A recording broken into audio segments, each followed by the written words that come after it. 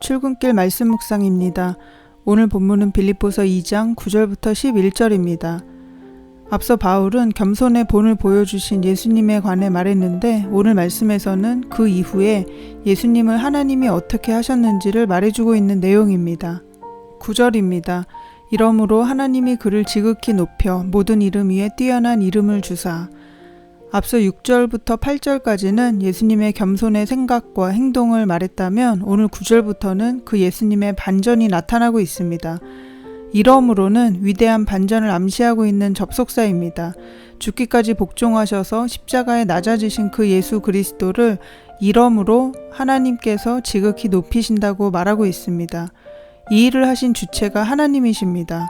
겸손을 보이신 것은 예수님이 주어였지만 오늘 9절부터는 주어가 하나님으로 바뀌고 있습니다. 죽기까지 복종하셔서 더 이상 낮아질 수 없게 낮아지신 예수님을 하나님께서 지극히 높이셨습니다. 지극히 높이셨다는 것은 가장 높이 올리신 것을 의미합니다. 이전에 없었던 낮아짐에서 이전에 없었던 높아짐으로 옮기셨다는 뜻입니다. 이것은 우리가 생각할 수 있는 범위보다 더 높은 것을 의미합니다. 그래서 이것을 지극히라고 표현했습니다. 이것은 자신을 낮추시고 희생하셨기 때문에 하나님께서 그 보상으로 가장 높은 권세를 주셨다는 의미가 아닙니다. 하나를 양보하면 두 개를 얻는다는 식의 의미가 아닙니다. 예수님께서 보여주신 그 길을 통해서만 그 영광의 자리에 간다고 하나님이 선언하셨다는 뜻입니다. 그런 예수님께 하나님은 모든 이름 위에 뛰어난 이름을 주셨습니다. 히브리 사람에게 이름은 중요한 의미가 있습니다. 하나님께서 이스라엘 백성에게 자기의 이름을 여호와로 알려주셨지만 그들은 그 거룩한 이름을 발음하지 못했습니다. 그만큼 이름이라는 것은 그 존재 자체를 의미했고 여호와라는 이름은 이스라엘에게 있어서는 하나님을 대신하는 것이었습니다. 그렇다면 모든 이름 위에 뛰어난 이름이라는 것 자체가 하나님의 이름을 다르게 표현한 것입니다. 여호와의 또 다른 의미로 사용한 말입니다. 그러니까 예수님께 모든 이름 위에 뛰어난 이름을 주셨다는 것은 예수님이 하나님의 이름 자체를 받으셨다는 뜻이고 예수님이 하나님이심을 의미합니다. 10절과 11절입니다. 하늘에 있는 자들과 땅에 있는 자들과 땅 아래에 있는 자들로 모든 무릎을 예수의 이름에 꿇게 하시고 모든 입으로 예수 그리스도를 주라 시인하여 하나님 아버지께 영광을 돌리게 하셨느니라. 누군가에게 이름을 준다는 것은 그에게 지위와 그에 걸맞는 힘을 준다는 의미입니다. 그래서 예수님의 이름 앞에 모든 무릎이 꿇고 모든 입이 주로 시인하는 역사가 일어났습니다. 성육신에서 사람의 모습으로 나타나신 예수님께서 주님이 되셨습니다. 주라는 것은 로마 제국에서 황제를 부르는 호칭으로 사용되었습니다. 그 가운데 예수님을 주님으로 고백하는 것은 빌립보 성도들에게 큰 도전으로 다가왔습니다.